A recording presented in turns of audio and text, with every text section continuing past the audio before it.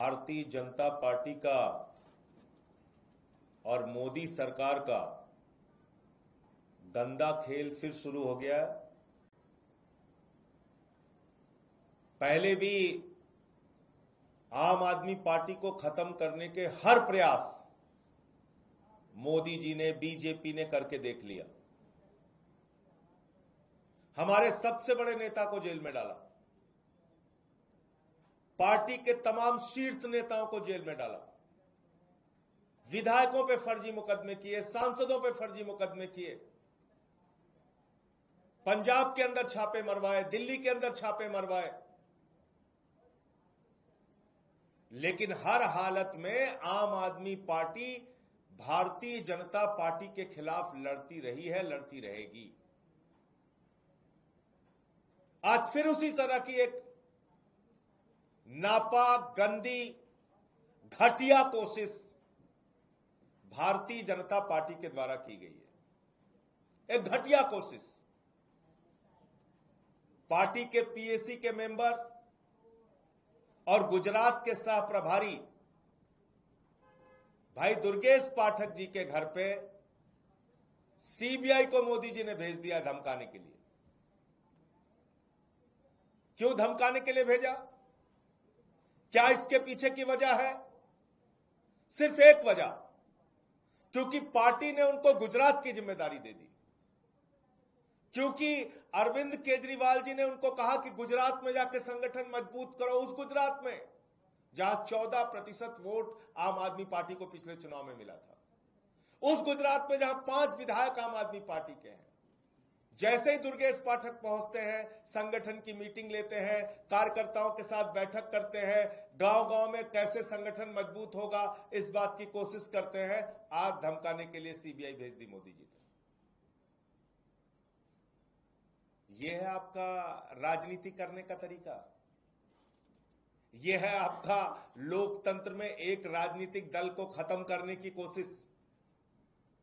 ऐसे आप इस देश को चलाना चाहते हैं? गुजरात में भारतीय जनता पार्टी की हालत पतली है।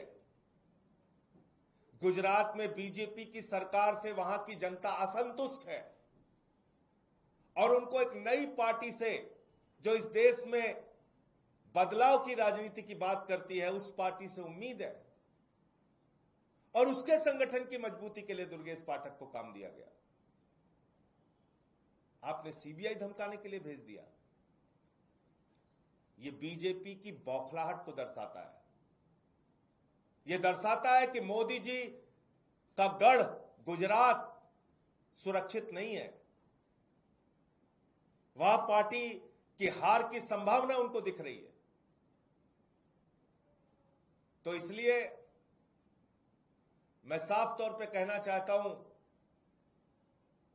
कि आप लोगों ने पहले भी बहुत कोशिश करके देख ली, आगे भी जितना दम लगाना है दम लगा लो, जितनी यातनाएं देना है दे लो, जितने फर्जी मुकदमे बनाना है बना लो, जितने मनगढ़ंत मामले बनाना है बना लो। आम आदमी पार्टी न झुकी है, न झुकेगी, लड़ती रही है, लड़ती रहेगी। हम न रुकने वाले हैं, न थमने वाले हैं। आपके खिलाफ मजबूती से अपनी आवाज उठाते रहेंगे।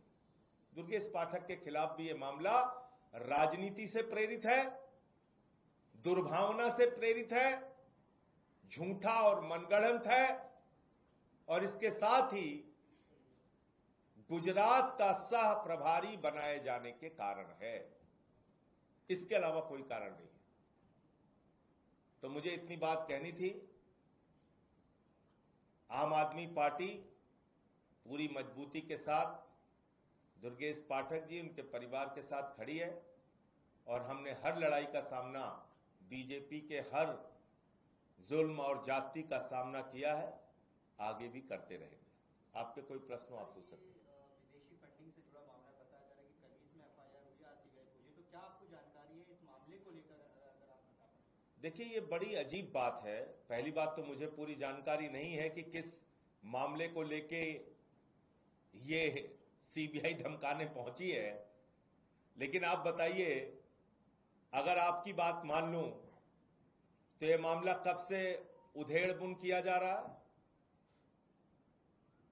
ये तो 10 साल से ही राग अलाप रहे भाजपाई, विदेशी फंडिंग, विदेशी फंडिंग, विदेशी फंडिंग। क्या हो गया उसका? तो ये मामला कैसे बना? ये मामला तब बना जब गुजरात के सह प्रभारी बनाए जाते हैं दुर्गेश पाठक। अब बताइए ना, तो 10 साल से विदेशी फंडिंग का राग अलाप रहे भाजपाई, तो आज तक तो कुछ नहीं हुआ। अब क्यों छापा पड़ गया? सीबीआई क्यों धमकाने पहुंच गई इस दुर्गेश पाठक को? क्योंकि गुजरात के सह प्रभारी बनाए गए वो।